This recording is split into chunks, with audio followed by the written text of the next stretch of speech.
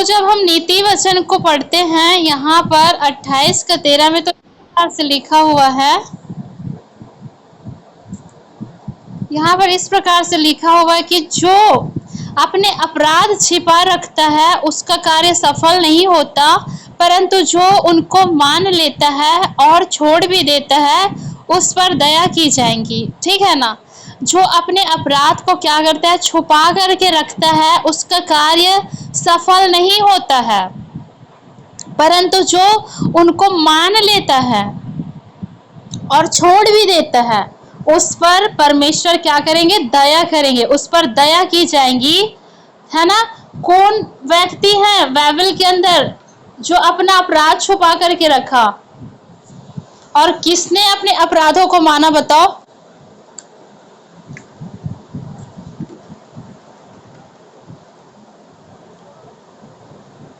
जो कोई व्यक्ति अपने अपराध को छिपा करके रखता है उसका काम सफल नहीं होता है, और जो अपने पापों को, अपराधों को खुदा के सामने मान लेता है और इंसानों के सामने मान लेते हैं, अपने अगुवों के सामने मान लेते हैं, उनके पाप क्या हो जाते हैं, क्षमा हो जाते हैं। और क्या होता है कि खुदा उनको फिर से जो है कि उठा के खड़ा करता है। ठीक है ना। जो अपने गुनाहों को मान लेता है, अपने पापों को मान लेता है, और उसी व्यक्ति के ऊपर परमेश्वर क्या करता है, दया करता है प्रियो। है ना। और जो अपने पापों को मान लेता है और छोड़ भी देता है उसी पर दया की जाती है। तो हम बाइबल के अंदर देखते हैं कि ऐसे कौन व्यक्ति हैं जिसने अपने गुनाहों को नहीं माना। किसने नहीं माना? एक आदम ने नहीं माना, दूसरा यहूदा इस्करियोती ने नहीं माना, और तीसरा लूसीफर ने भी अपनी गलतियों को नहीं माना। है ना। आदम ने पाप किया और अपना पाप को छुपा कर रखा, खुदा के सामने उसने नहीं प्रकट किया। उसने पहले से आके नहीं बोला कि प्रभु मुझसे गलती हो गई है, मुझको माफ कर दे, जिस फल को तूने खाने को मना किया था मैंने उसको खा लिया, मुझे माफ कर दे, मुझे अपने वाटिका में फिर से रखने के लिए अनुग्रह कर। यदि परमेश्वर के सामने आदम अपने पापों को मान लेता, हव्वा अपने पापों को मान लेती, तो खुदा वहां पर माफ करने में क्या है, सामर्थी है प्रियो। लेकिन उन्होंने परमेश्वर के सामने गुनाहों को माना नहीं, परंतु उसने पाप किया, और उसको पाप को क्या किया, पाप को करने के बाद जो गुनाह हुई उसका भुगतान उन्होंने किया। मतलब जो गलती किया है उनका कुछ एहसास उनको नहीं है, परंतु जो पनिशमेंट उनको मिला है उसको वो एक्सेप्ट कर लिया। हालेलुया। तो यहाँ पर जब हम देखते हैं यहूदा इस्करियोती के विषय में भी, तो वहां पर क्या हुआ कि यहूदा ने भी, यहूदा इस्करियोती जो 12 चेलों में से एक चेला यीशु का है, उसने भी अपने प्रभु को, अपने गुरु को, अपने यीशु मसीह को पकड़वा दिया, और एक बार भी उसने प्रभु के सामने माफी नहीं मांगी। है ना। उसने नहीं मांगी, परंतु 30 सिक्कों के लालच में उन्होंने प्रभु यीशु मसीह को पकड़वा दिया, परंतु उसने माफी नहीं मांगी, और अपने आप को वो पेड़ पे लटका के मर गया। उसने भी अपने गलतियों को नहीं माना और नाश हो गया। शैतान को, जो लूसीफर कहलाता है, उसने भी अपने मन में घमंड किया, उनके मन में घमंड आया, और इसलिए कि उसने भी अपने मन में विचार नहीं किया, मतलब जो है कि माफी नहीं मांगा, परंतु उनके मन में विचार आया कि मैं परमेश्वर के तुल्य हो जाऊंगा, उसके से बड़े तख्त को लगाऊंगा। लेकिन उसने क्या नहीं किया, परमेश्वर के विरुद्ध पाप किया, और उसने पश्चाताप नहीं किया, खुदा के विरुद्ध उन्हें विद्रोह किया।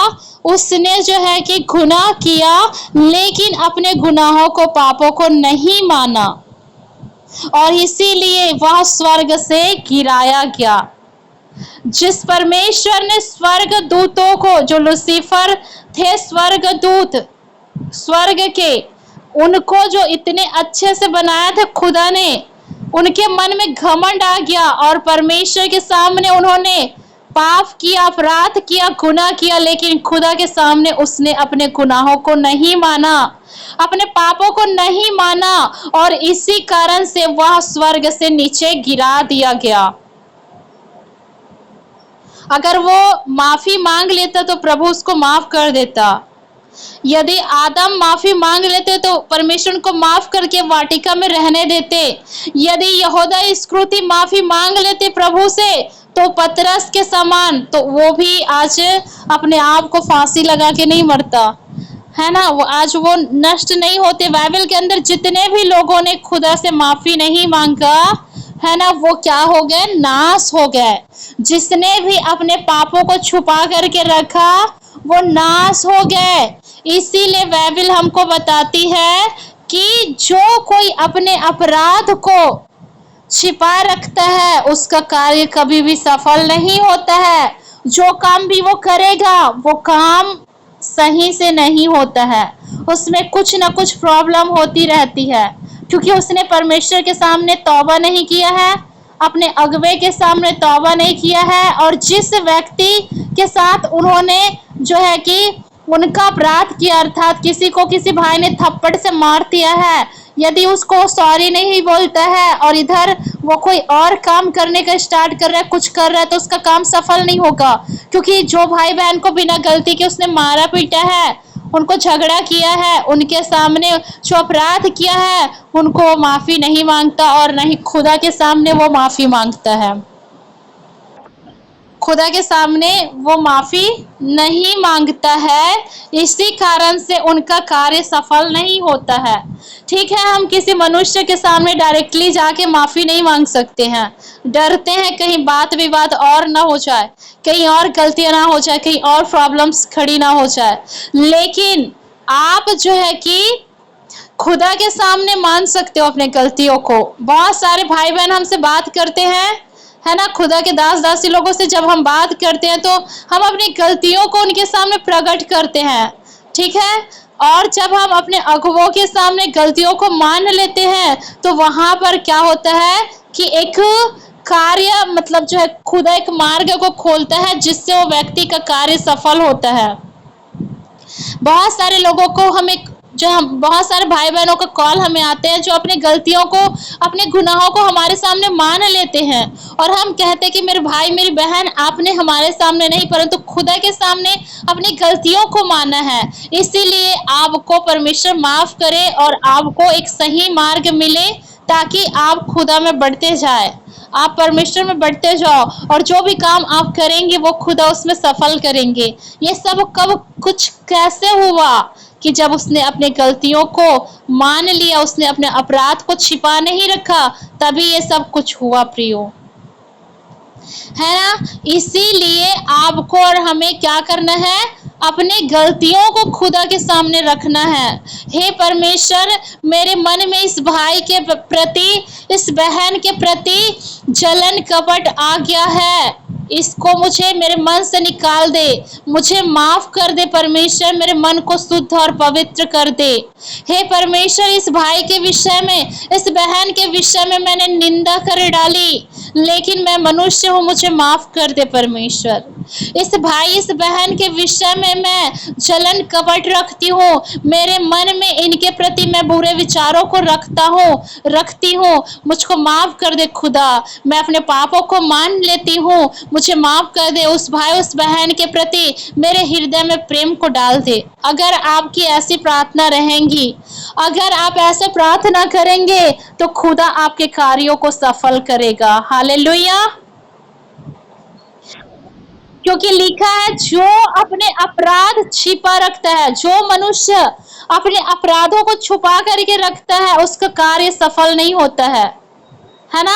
लेकिन बाइबल के अंदर जितने भी लोगों ने अपने अपराध को छुपा करके रखा, लूसीफर ने माफी नहीं मांगी परमेश्वर से, घमंड किया, मन में विचार आया, उनके गलतियों का उन्हें एहसास नहीं हुआ, स्वर्ग से गिरा दिया गया नाश होने के लिए, है ना। आदम से गलती हुई, अदन की वाटिका में उसने भी सॉरी नहीं कहा, खुदा से माफी नहीं मांगा, परंतु जो परमेश्वर ने उन्हें जो पनिशमेंट दिया उनको उन्होंने एक्सेप्ट करके उस जगह पर से, वाटिका पर से बाहर आ गया।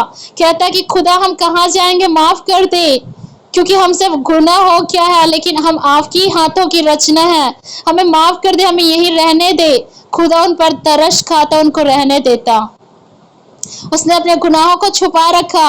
यहूदा इस्करियोती ने जो 12 चेलों में से एक चेला है, उसने भी अपने गलतियों को नहीं माना खुदा के सामने, और उसने परमेश्वर को, प्रभु यीशु मसीह, परमेश्वर के पुत्र प्रभु यीशु मसीह को 30 सिक्कों में बेच दिया, और उसने अपने गुनाह को नहीं माना। यदि खुदा के सामने कहता, यीशु के सामने, हे रब्बी, हे गुरु, हे प्रभु, मुझसे गलती हो गई कि मैंने तुझे 30 सिक्कों में बेच दिया, मुझे माफ कर दे, मुझे गुनाहों को माफ कर दे, पश्चाताप करता, तो खुदावन उसे माफ कर देता प्रियो।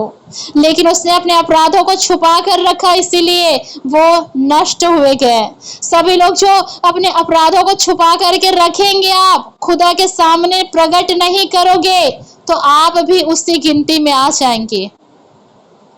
क्योंकि बाइबल में साफ साफ लिखा है कि जो कोई अपने अपराध को छिपा रखता है उसका कार्य सफल नहीं होता है। कितना भी कार्य कर लो, आपका कार्य फिर सफल नहीं हो सकता है प्रियो। इसीलिए अपने गुनाहों को आपको मानना है, अपने पापों को मानना है। इसीलिए हम पश्चाताप प्रार्थना करते हैं कि खुदा, दिन भर में हमसे जो भी गुनाह अपराध हुए हैं, जो भी गलतियां हुई होंगी, जाने अनजाने में, सोच विचारों के द्वारा, कार्यों के द्वारा, उन सबों के लिए हम माफी चाहते हैं। जब हम ऐसे दुआ करते हैं तो वहां पर खुदा हमारे गुनाहों को माफ करता है, और आपके मन को एक तसल्ली, एक शांति मिलती है, और उसका काम सफल नहीं होता जो छुपा रखता है अपने अपराधों को, परंतु जो उनको मान लेता है, और जो उसको मान लेता है और उसको छोड़ भी देता है, उस पर दया की जाएंगी। किसने माना अपनी गलतियों को? बाइबल के अंदर देखते हैं तो दाऊद ने अपनी गलतियों को माना। जब परमेश्वर के नबी के द्वारा उनको समझाया गया, तो उसने जो है कि स्त्री के साथ जो अपराध किए थे, उसने, दाऊद ने खुदा के सामने उन चीजों को माना। परमेश्वर के अगुवे के सामने, उसने नबी के सामने उन चीजों को माना, है ना? तो वो उसका काम क्या हुआ? सफल हुआ। जो सिमसोन है, उनके विषय में देखते हैं, दलिता के प्यार में पड़ के उन्होंने भी जो है कि गुनाह अपराध किया, जो परमेश्वर के नाजिर होने के लिए चुना गया था, लेकिन उन्होंने गलतियां करी। लेकिन जब उसने समय पर क्या किया, लास्ट समय में उसने माफी मांगी कि खुदा मुझे माफ कर दे, पश्चाताप किए होंगे, है ना, कि मुझे एक बार और ये बल दे कि फिलिस्तियों को मैं क्या करूं, नष्ट कर दूं, है ना। परमेश्वर ने एक बार और सामर्थ्य दिया, और उससे क्या हुआ कि उसने लास्ट समय में माफी को मांगा, क्षमा याचना किए, उसने अपराधों को छुपा करके नहीं रखा। हालेलुया।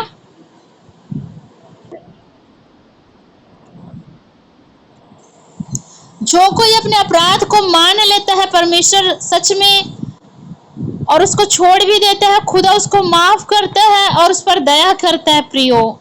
खुदा ने माफ करने में सामर्थ्य है। और भी हम देखते हैं बहुत सारे लोगों को बाइबल के अंदर, जिन्होंने अपने गलतियों को खुदा के सामने मान लिया, जो परमेश्वर के सामने उन्होंने अपने गुनाहों को मान लिया, है ना, और वहां पर क्या हुआ कि परमेश्वर ने उनको माफ किया।